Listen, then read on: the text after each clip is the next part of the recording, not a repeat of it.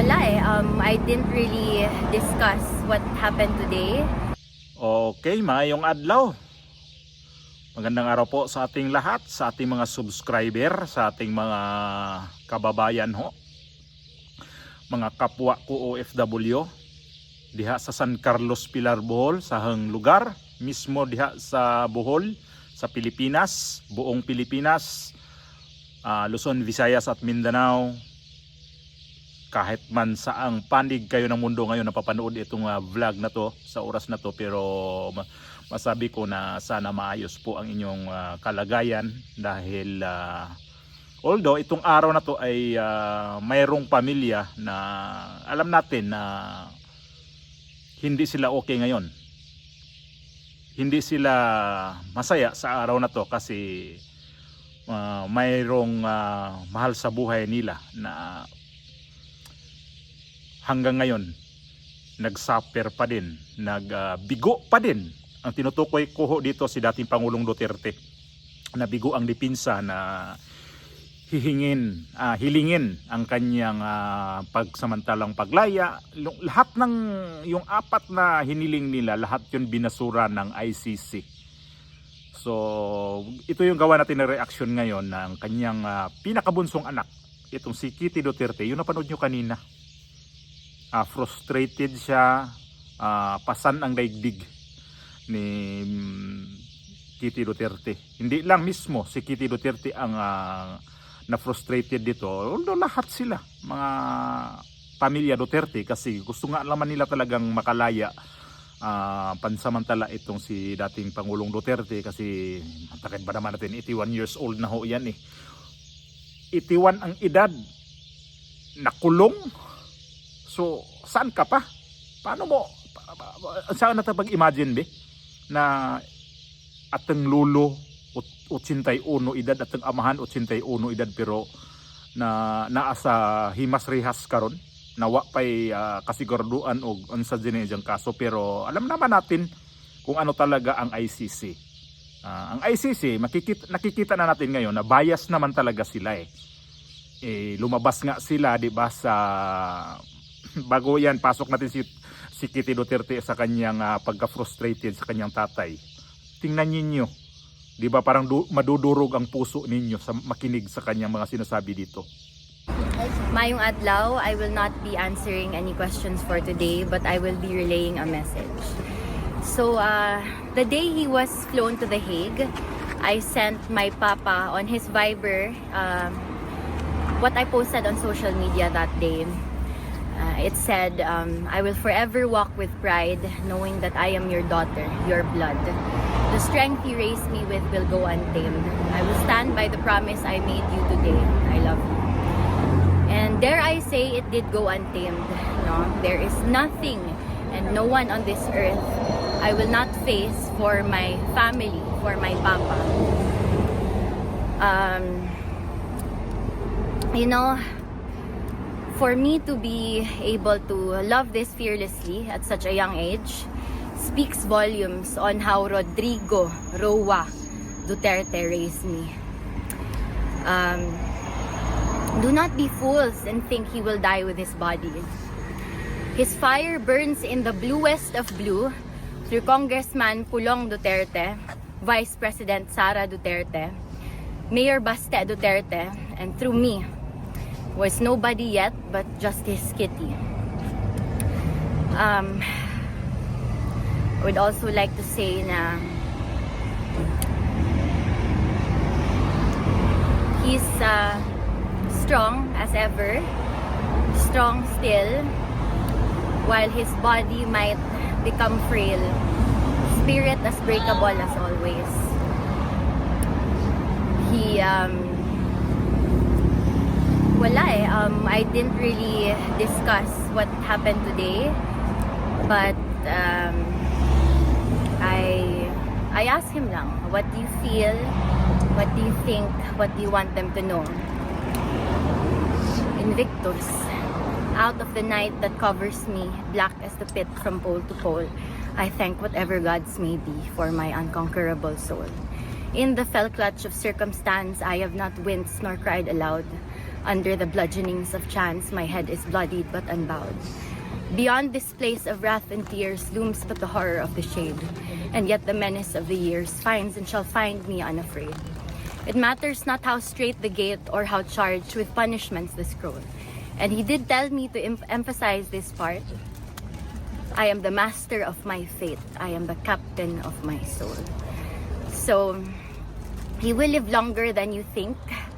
His immortality will be seen on the minds and in the hearts of every Filipino he has saved, and very long after that through his every descendant.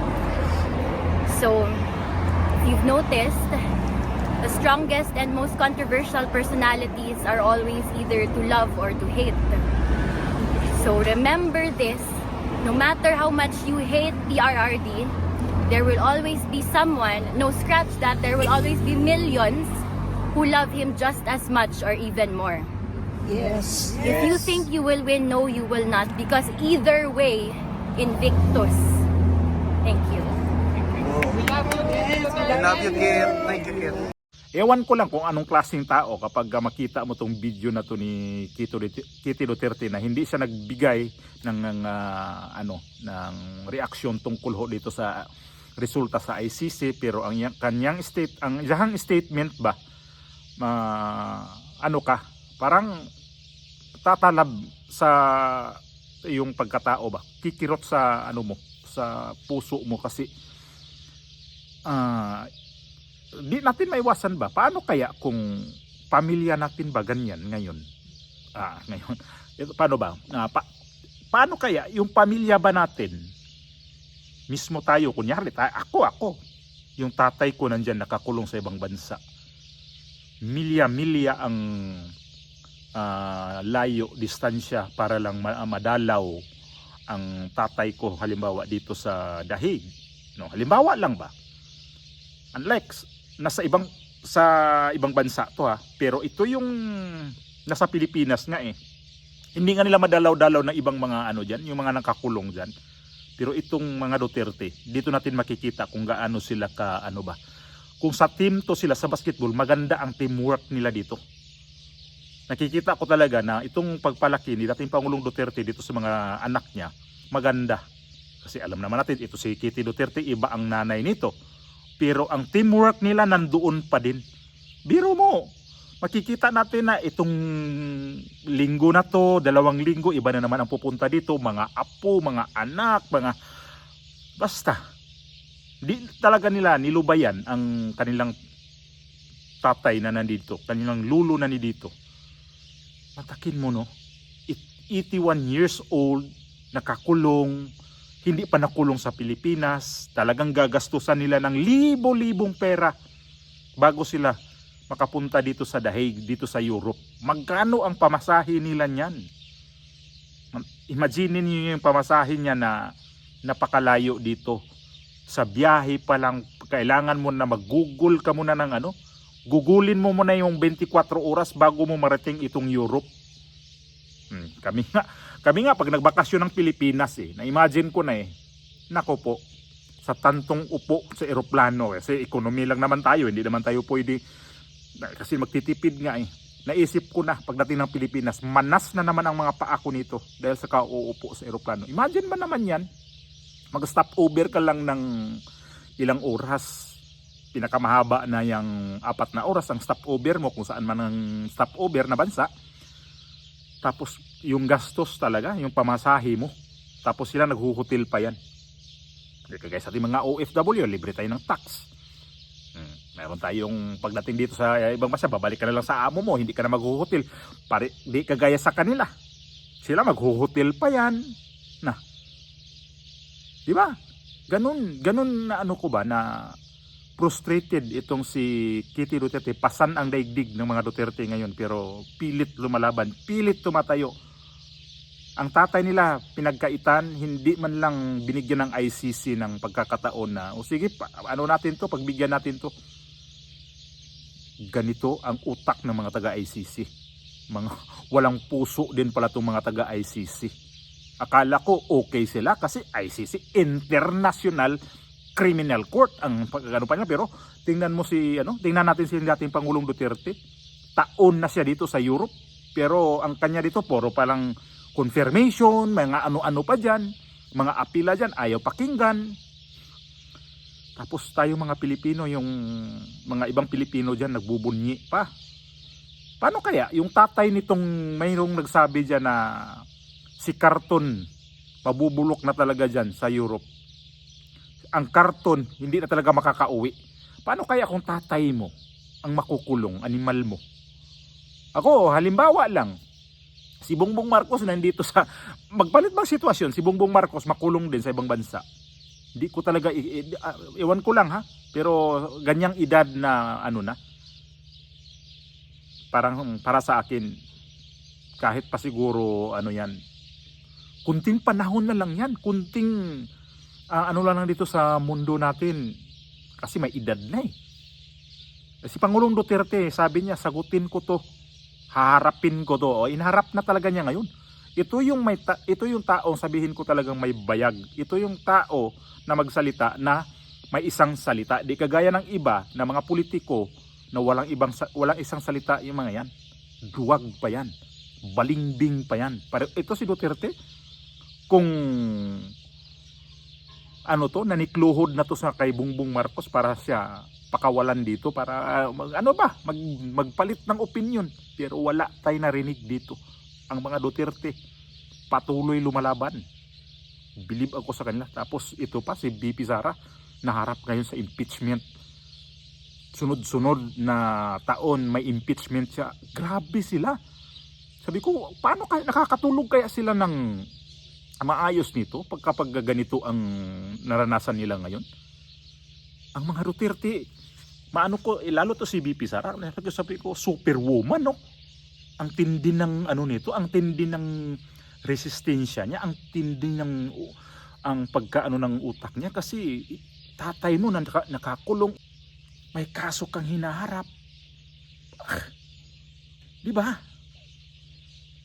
Imagine na, tapos ang mga tao may mga opinion na ganyan, tapos batuhan ng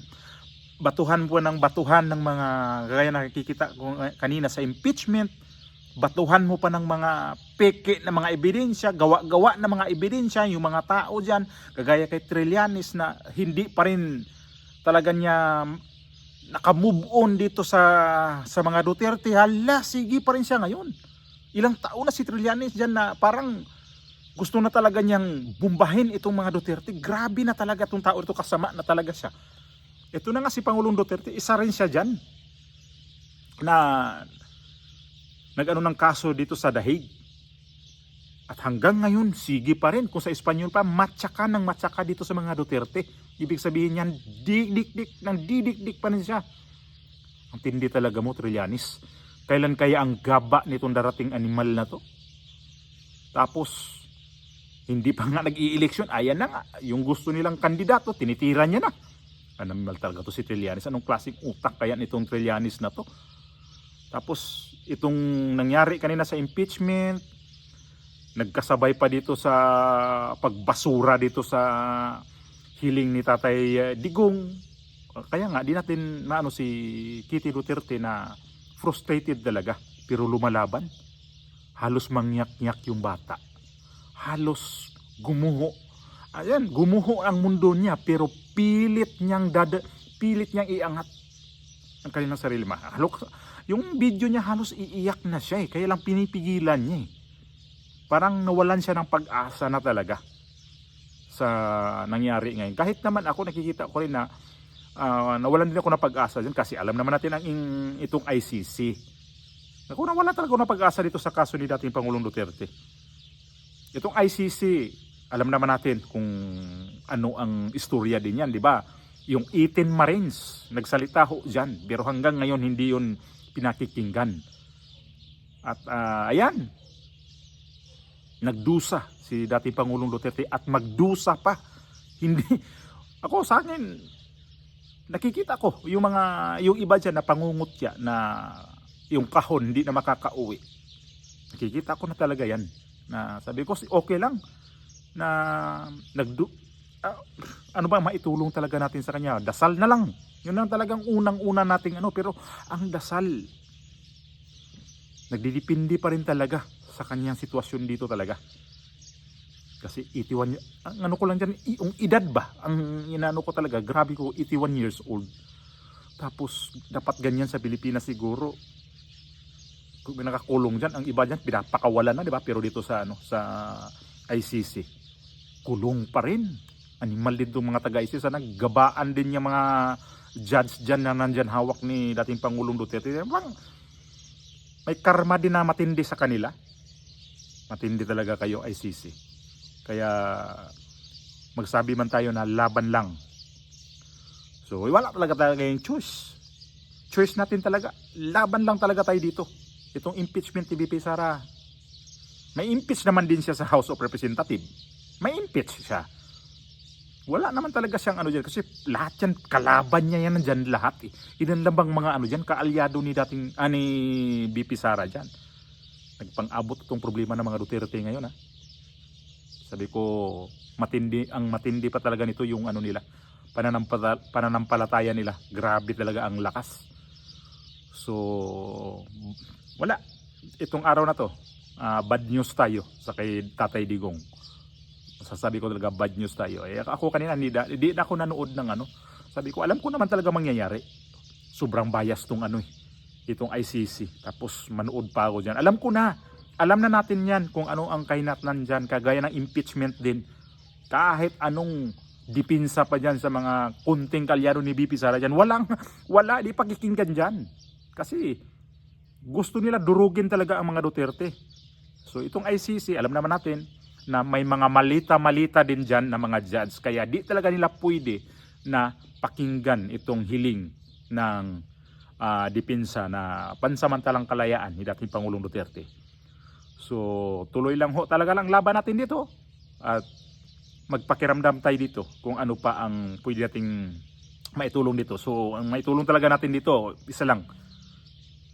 Susuportaan po natin si VP Sara sa kanyang kandidatura sa 2028 election.